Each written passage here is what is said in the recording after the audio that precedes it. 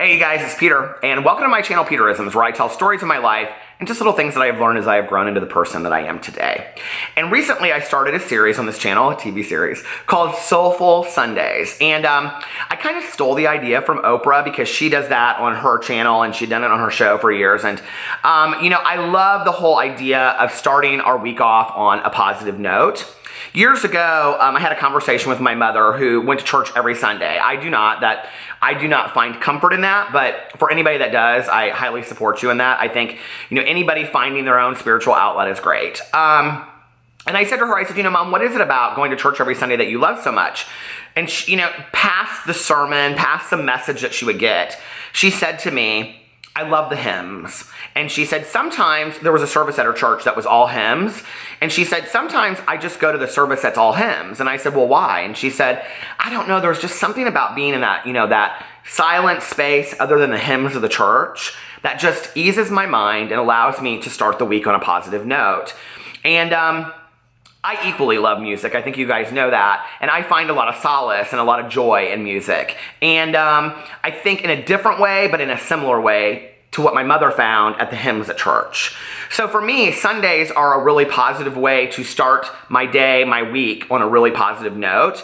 And I really kind of like to think of a message on Sundays that I kind of want to carry through that week, something I want to work on that I'm not necessarily at a perfect place in my life. And you all know that I totally believe in remaining teachable. I even have the t-shirt on my merch shop. It's linked below. And the sweatshirt and the mug, all of that's over there. But I really do believe in remaining teachable, and that everything in life can be a learning experience. I talk about this on my vlog a lot. That people always say to me, how do you, because I'm a firm believer in an afterlife, and they say, well, how do you know that there's an afterlife? And I always say, I don't know that there's an afterlife, right? But I do believe that there is meaning to be found in the things that happen to us in this lifetime. If I get to the end of my life and there is nothing afterwards, absolute just blackness for eternity, then what have I lost by applying meaning to the things that have happened to me in my life? If at the end there is meaning to the things that happened to my life, then I've only gained in each situation. So I try to learn from everything that happens to me. Not every little detail of my life, but the big things I try to learn from. I like to better myself and become a better version of myself on a regular basis. And I am somebody that very much believes in prayer and meditation. And one of the things I pray for every night is to be a better person tomorrow than I was today. Another little prayer that I said, and I started saying it 23 years ago, and I heard it from a friend of mine in my aftercare group, was, help me to want what I already have. And I think it's a really good prayer because a lot of times we aren't grateful for the small things that we have. One of the things that we are given is calm. We are given calm, and then we bring it back and sabotage it a lot of times. And I am somebody that sabotages calm serenity all the time, right? I actually have to work towards that instead of it just coming naturally to me. So I wanted to talk today about negativity coming into our lives, and what do you do when a negative person is in your life and somebody just is all the time? What do you do with that? And then this would be kind of the lesson that I would like us to carry forward into the week ahead that we can actually maybe work on a daily basis, all of us. I don't think that any of us out there can say we have never been negative or drama or chaos to somebody else's life, because at any time, each of us out there has provided chaos to somebody's life, provided toxicity to somebody's life, provided negativity towards somebody's life. We are all a part of that as well. And if you can sit there and say, oh no, not me, I have never been that person, then you are a sainted, perfect person. But I don't know many people like that.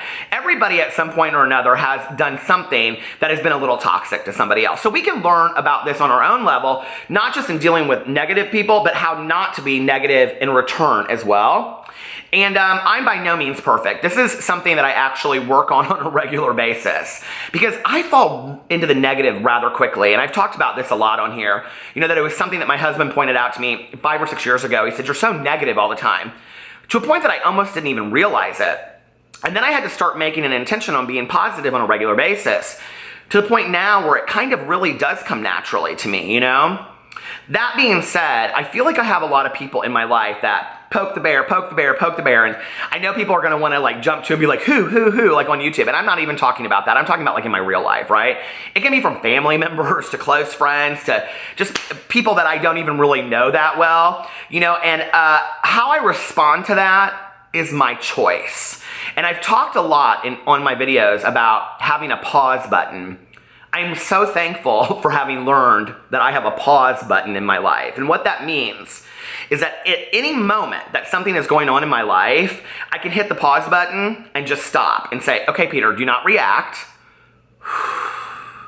Take a deep breath. Think about what you want to say. Think about how you want to respond. Do you want to just turn on your heels and walk away? Don't engage. What do you want to do? Because at the end of the day, my mental health and my, serenity and my peace is more important to me. And I forget that sometimes, My old sponsor used to always say to me, would you rather be happy or would you rather be right? And I think it's a really important question because I think a lot of times we would really rather be right.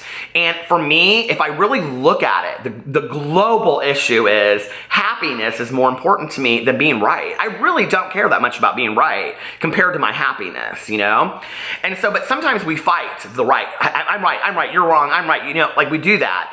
And after a while, we're just so caught up in all of this, it's just not even worth it, And I do it too. Like I am somebody that I'm a right fighter, I'm gonna get my point across. They're gonna hear me.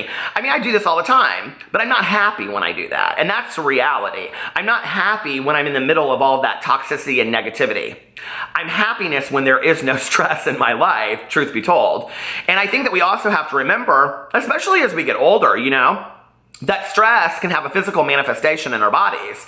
And I myself at times have suffered from the physical illness related to stress because, I'm just like, oh my God, this is just too much. I can't deal with this, And it can affect your sleep. It can affect your eating. God knows it's affected my sleeping and my eating and just my mental attitude towards others.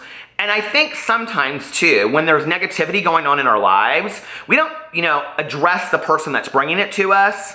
We take it out on the people that are closest to us. And that is not fair. And I have been to blame for that as well in the past, With my mother especially, I think, in retrospect, that, we had a very, caustic relationship at times where I would have a long day and I would come over to her house just to say hi and like right away she would start in on me about something. Mother, because I felt very comfortable going off on her in a way that I couldn't go into my supervisor's office and go off on my supervisor, if that makes sense, right? I mean, I could, but I didn't want to lose my job. So I think it's important to figure out who we want to be in times of negativity and toxicity. And it's interesting because whenever I do a video about this on here, it gets pretty good views. And I think that's because most of us relate to having a negative or a toxic person in our lives, a drama queen at times, so to speak. But have you ever asked yourself, are you that person? When you step back from the problem a lot and you ask yourself, like, who am I in this scenario? Have I been that to other people? Because we all know the only thing that we can control in this world is ourselves and our response. So if I have at times been a drama queen to other people or toxic or chaotic, I don't want to be that. I don't want to bring negativity to somebody's life. I just don't, And so I have to step back and go, what do I need to fix within myself to not be negative towards other people? And that to me is where the prayer and meditation in my own life comes in. And you don't have to believe in all of that. Find your own thing, drive around, listen to music, sit outside, do whatever brings you peace. Exercise for a lot of people. Yoga and Pilates is where a lot of people find that kind of stillness. But for me, I do need stillness in my life. A lot of times I drive around, and I've talked about this on my vlog, with no music, no audiobook, nothing, just complete silence, and allow my mind to just kind of relax because I need that, And then I'm better prepared when I'm met with negativity to not engage in it. And my best friend is somebody that is quick to call me out on stuff, And I've always said that a good friend is somebody that will tell you what you need to hear, not what you want to hear. And, she says to me on a regular basis recently, you're not the same person that you were several years ago. Like, you're so serene. Like, you don't respond to things the way that you used to. And I used to just rage and get angry, There are still moments that Peter has where I rage and I get upset because I'm a human being, and I'm not Mother Teresa and I'm not perfect all the time, but I'm working on that. I need a rubber band to like flip in those moments. But I was thinking about this today because I was really thinking about when I first got sober. You guys will find this interesting. I read the book by James Redfield called The Celestine Prophecy. And it's a fictional book based on these insights this guy learns. And it profoundly impacted my life. I mean, profoundly impacted my life. To the point that after I read it, I was like, I need to change some things in my life. And, I took some time off and I really focused on my recovery, and I was going to 2 meetings a day, and I was very active in the 12-step program that I was in. And I just was full throttle on fixing Peter. And one of the things that I always have remembered from that book, and one of the insights, and I was trying to find it in my basement, it's down there somewhere, my mom equally loved the book, was this part where they're talking about engaging with other people and their negativity. And the guy is explaining it, and they're actually using a fire in this. And every time there's a fire going, and that's equal to the conversation between you and somebody else, right? And so when they say something to you in a negative or chaotic, toxic way, it's like they're throwing gasoline onto the fire. But when we respond in a negative, toxic way, we are equally throwing gasoline onto the fire. Well, what happens? The fire just gets bigger.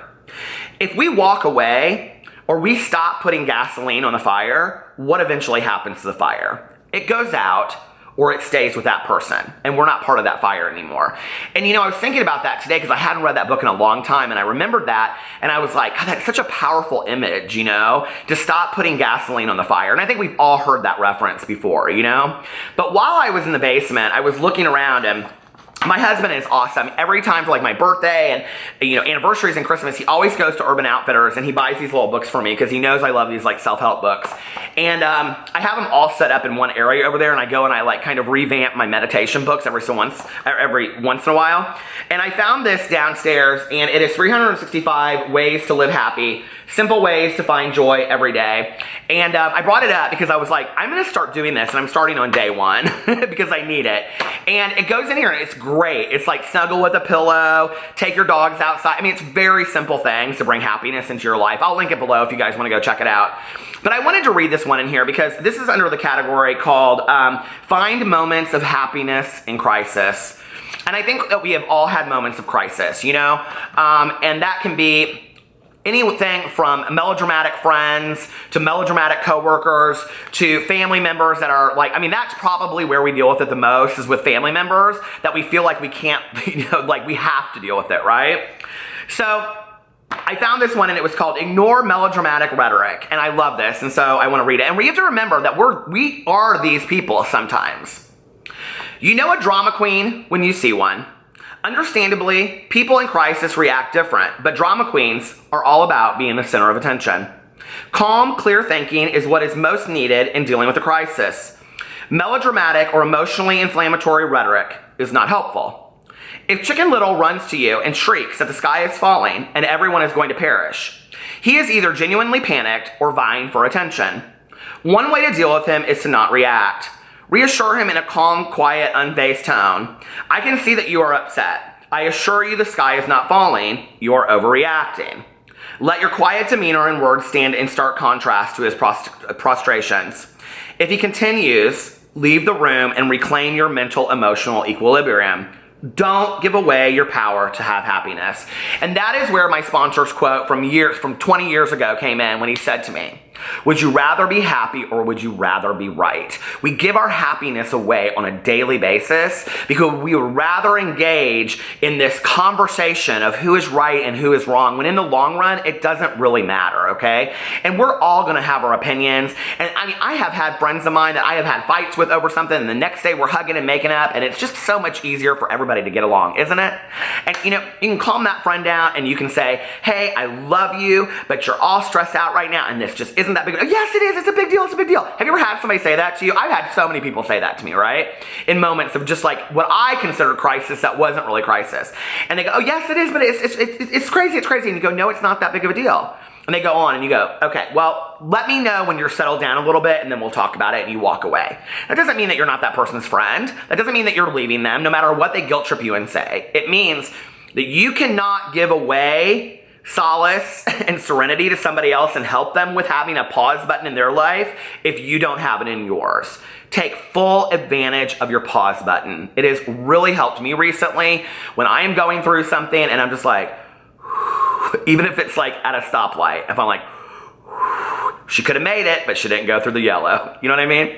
Anyway, I hope that helps you guys for the week ahead. You know, use your pause button. You have one. I'm gonna make myself, I have this button in the garage, and it's like this button, it's like this red button. I'm gonna put pause on it on a piece of tape instead and just kind of keep it out to remind me. Anyway, I love you guys, and I hope you have a wonderful week, and I will see you tomorrow. Bye.